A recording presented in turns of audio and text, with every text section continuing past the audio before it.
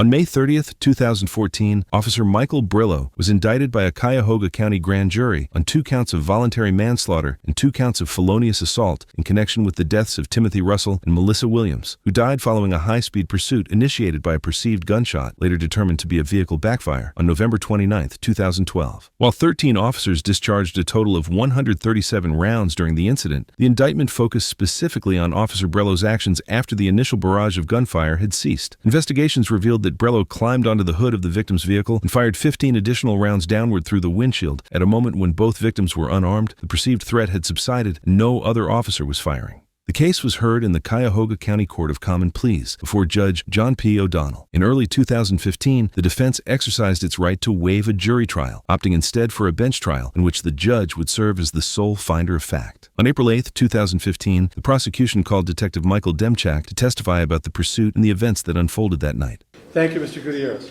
Thank you, Judge. Sir, could you please state your full name and spell your last name for the record? Yes, Michael Demchak, D as in Dan, E-M-C-H-A-K. Are you employed, sir? Yes, I am. And with whom? The City of Cleveland. And in what capacity? I work for the Division of Police as a 3rd District Vice Officer. How long have you been a police officer? In November, it'll be 33 years. Were you working on the night of November 29, 2012? Yes, I was. Okay. And sir, and what district were you in? 3rd District. Okay. And who were you with? What was your shift? I was working, I believe it was 6 at night to 2 in the morning. And who were you with? My partner was Detective Aaron O'Donnell. Okay. There come a point in time where you were involved in a pursuit.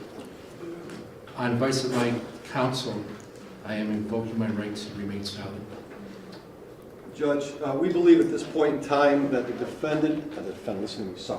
witness is not entitled to plead the Fifth Amendment because his testimony will not incriminate himself.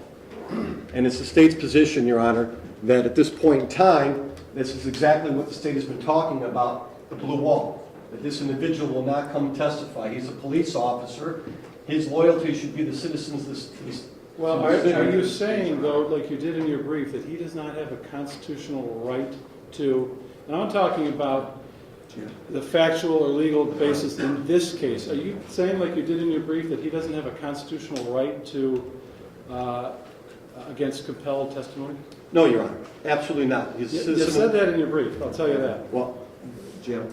Your Honor, we never said that. He absolutely has a right to assert his Fifth Amendment right. But once he does that in the courtroom, it is up to the court to decide if he has a real and appreciable reason, not just an imaginary fear of possible self-incrimination. Our argument has always been in that brief that he does not have a real and appreciable fear. His testimony will not self-incriminate himself. We have said that he's not going to be charged. Our experts say there's nothing to charge him with. And on top of that, we've seen his internal, AKA Garrity statements. So we, as our office, cannot bring charges against him. If you give me a moment, I'm looking for your brief. So if you'll hold on, Mr. Gutierrez. Your Honor, if I may, I would just like to object to Mr. Gutierrez's remarks and move that they be stricken relative to Blue Wall and this production that he engaged in and setting up this argument in the midst of this trial. Noted. Your Honor, he took the fifth of the grand jury, and you're well aware of that. And that would mean we would know he was going to do it again here and not cooperate. And that's why we filed many motions, actually, and notices to this court on how this process should be carried out during the trial. I can't remember if there's been reference in testimony so far to the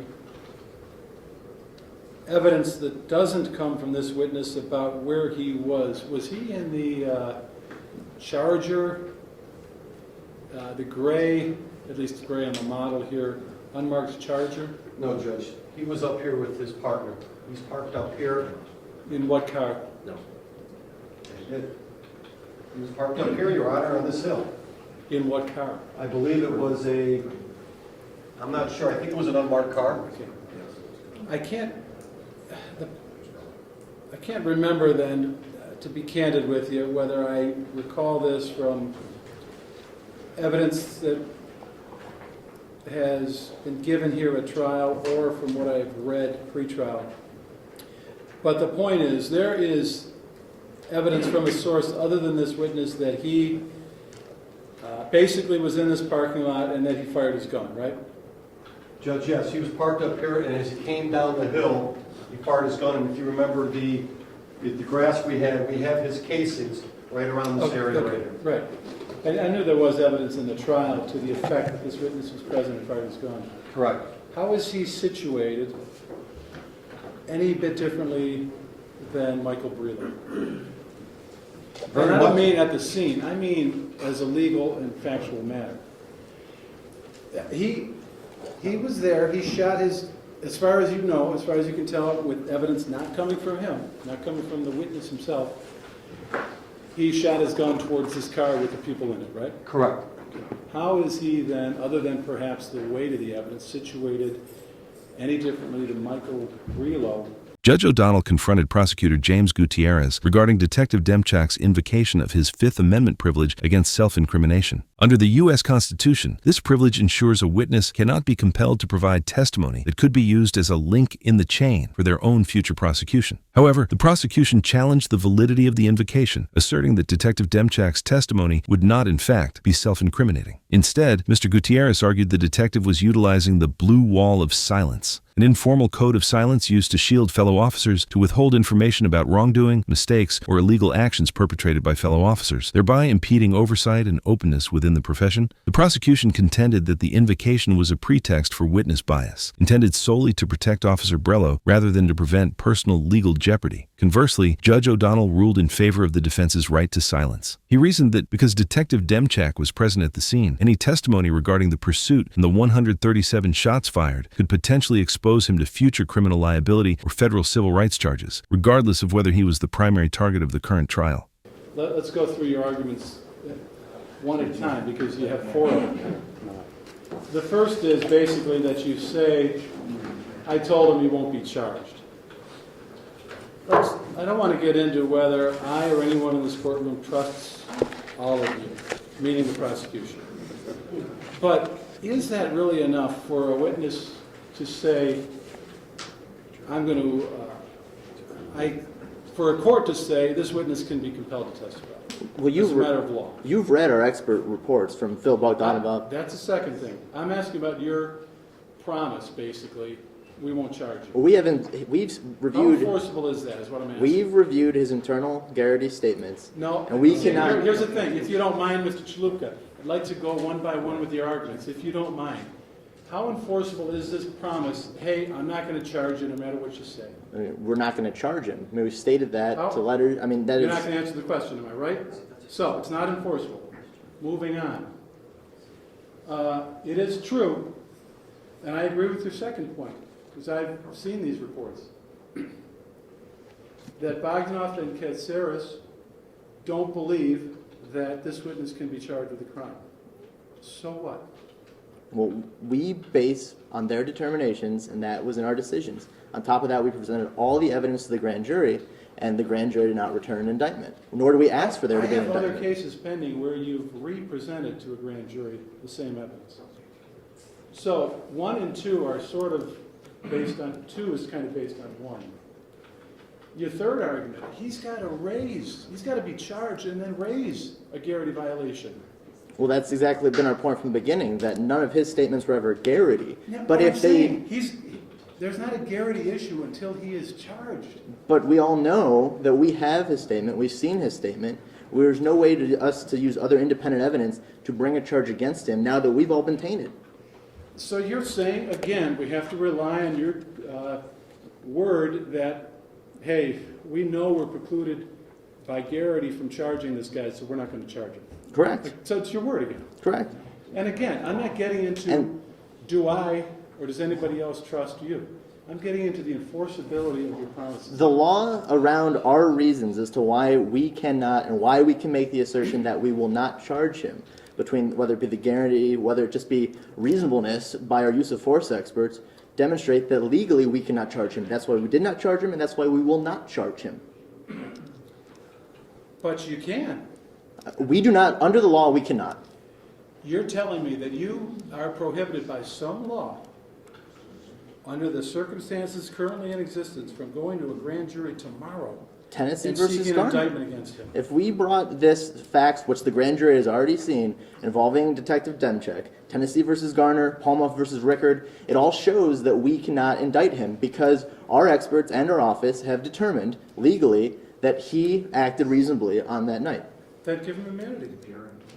We don't believe police officers should be granted immunity to So this just is a public testify. policy argument. It is exactly a public policy. So what you're saying then, let's be clear about it. What you're saying is then, where you make a subjective determination that a cop did not commit a crime, that based on what you think he did or didn't do, he doesn't have a Fifth Amendment right not to be compelled. He swore an to oath to the community of the city of Cleveland to not only under his general uphold the orders, Constitution, to right? uphold the Constitution. You know what's in the Constitution? The same amendment we're talking about. But he doesn't have a right. He just doesn't have a real and appreciable right to, or a reason to assert that. And that's all the law says, and that's what our briefs have argued. His appreciable right is sitting in a white shirt and a striped tie right He over has an appreciable right. He's in basically the same position, except clearly some of the evidence about him is going to be different than it is about Michael Brio. If his testimony will not incriminate him, which legally it will not, then he doesn't have a right to assert his Fifth Amendment. That's just not true. And for the reason that I mentioned, and I'm sorry if I seem to be brusque, but you're asking a witness to rely on your essentially promise that he doesn't face any legal liability, but that's not the standard. It's a question of what the facts show, or facts could show, and the causal links to the evidence. You're asking him basically, I don't know exactly what he's going to say. You probably have an idea because you've seen his statement. But you're asking him basically to say, I was there, I shot more than once at the car. You're also, I assume, going to want him to say what he did or didn't see of others do, which is fine. But you can't tell me as a legal matter, that he doesn't face some potential criminal liability and that he can never be charged. You're telling me you won't charge him, but that's not the same. As prosecutors working with law enforcement officers for a very, very long time, longer than I've been alive, we do not want to get into a position where in order for an officer to come into court, as they do on any other case, to ask for immunity just to testify to what they did see, what they didn't see, what they did. They should trust us, as well as this court and everything involved through the legal analysis of reasonableness officer, to actually be willing to get up on that stand and tell the truth. Tell the truth and understand there will be no ramifications when he tells the truth. So we do not want to shame him into waiving his Fifth Amendment right. We believe we have a valid policy argument and a legal argument to tell you that he does not have any real or appreciable danger for you to grant or allow him to, or for you to say he can assert his right.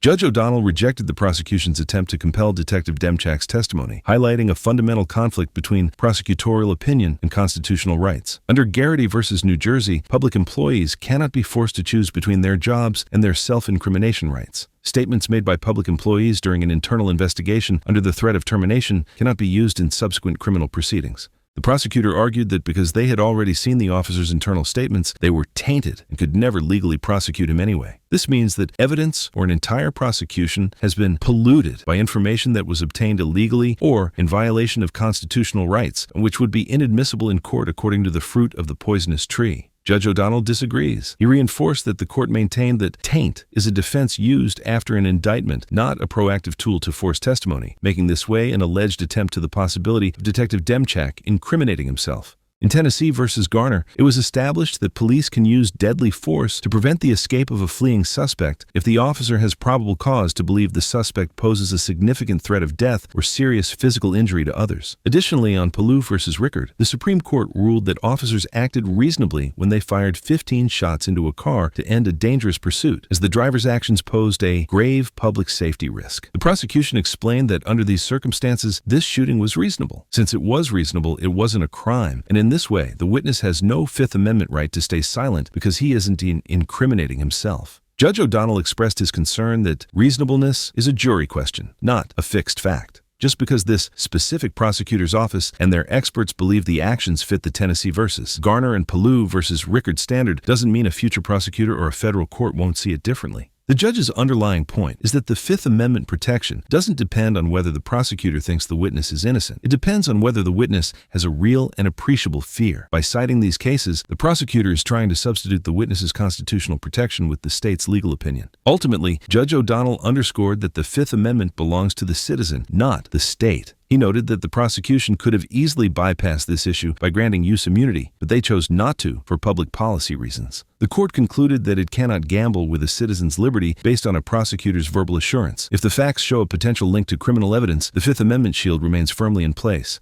Mr. Marine, did you want to weigh in at all? Your Honor, as a county prosecutor, I have said a word in this trial I'd like to now. Your ruling will result in all police officers and then all witnesses. If you're thinking, as you're espousing now, then all witnesses will demand immunity before they come in. It won't end with this. May I It'll interrupt? end with every police officer. May I interrupt? Do you mean every witness in every We are not case? going to prosecute this gentleman. This is a fine policeman. I've known him for a long time. We need his testimony in this trial. We're asking for his testimony. We're asking for the truth. That is his duty as a police officer. And if police officers demand immunity, then why not everyone else before they testify? Because if you use your wildest imagination, which you are using now, then theoretically, some federal prosecutor or somewhere, not realistically, some other prosecutor out of the blue could prosecute you somewhere. This office of Cuyahoga County is not going to prosecute this man. All we ask for is him to tell the truth. Now, and I don't believe for 1 minute, and I know Officer Demchuk, that he would ever tell anything but the truth. But if some witness in this position didn't tell the truth, of course, we can't grant immunity toward perjury on the witness stand. Not that I think for 1 second he would do it.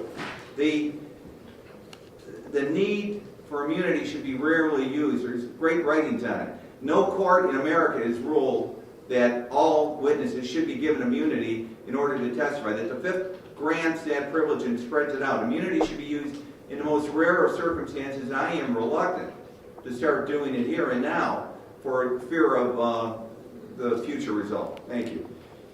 How is it that, how can you say if he is, and I assume, because basically they're in the same position too, Diaz and O'Donnell, if their requests to assert the Fifth are granted, how can you say that will result in all witnesses in every case being able to assert the Fifth? Well, you watch it, Judge. You watch every single police officer from this point in and want the Fifth. We've already had 2 others who've asserted the Fifth and filed motions to that. There has been, we've already, I've never seen this in 40 years around here. The police have come and take the Fifth at the grand jury on an investigation of a fellow police officer who jumped up on the hood, and every one of them knows it's wrong. What happened? Jump up on the hood and clip 2 people in a car unarmed. They knew from that moment it happened they were in trouble. That man was in trouble, not they. Well, there was a series of calamities that brought him there. But they knew that man who jumped up on the hood and clipped those 2 people unarmed and killed them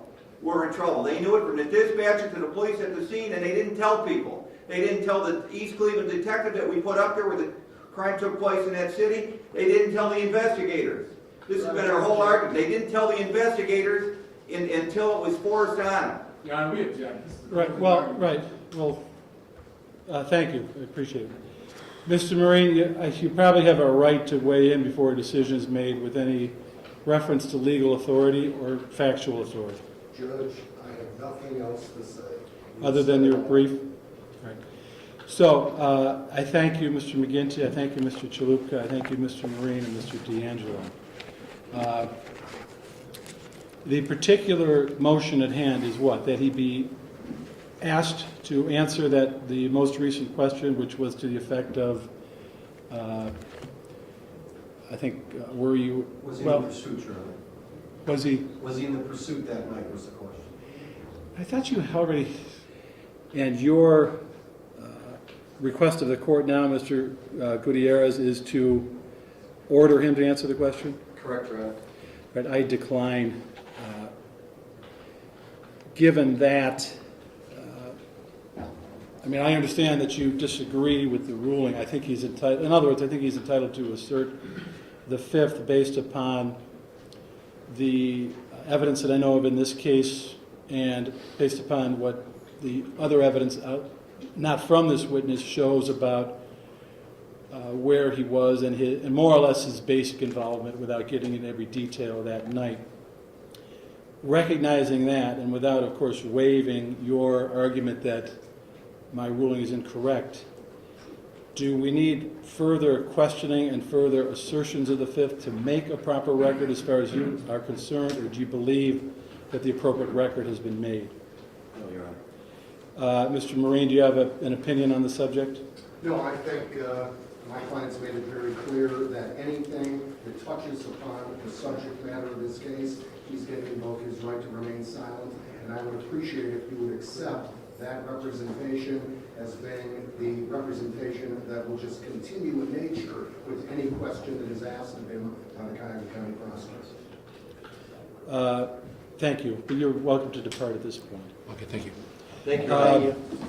Prosecutor Timothy McGinty argued against the court's recognition of the Fifth Amendment privilege for Detective Demchak. Mr. McGinty presented a policy-based objection, asserting that granting immunity in this context would create a dangerous precedent, encouraging all witnesses to demand legal protection before testifying. He contended that immunity should remain an extraordinary remedy reserved for rare circumstances. To support the state's position, Mr. McGinty cited Ohio Revised Code Section 2921.11, emphasizing that even if immunity were granted, it would not shield the detective from perjury charges should he provide false testimony. The prosecution further alleged that the officers had intentionally obstructed the investigation by withholding facts from East Cleveland detectives until forced to reveal them by mounting evidence. Despite these arguments, Judge O'Donnell denied the motion to compel testimony. He agreed with the defense's position that the Fifth Amendment is an absolute constitutional protection that cannot be set aside by a prosecutor's verbal assurance of looking for the truth. Following the ruling, the court respected the detective's right to silence and dismissed Detective Demchak from the witness stand. Later in the trial, several supervisors who were co-defendants with Officer Brello on lesser charges also pleaded the Fifth Amendment right.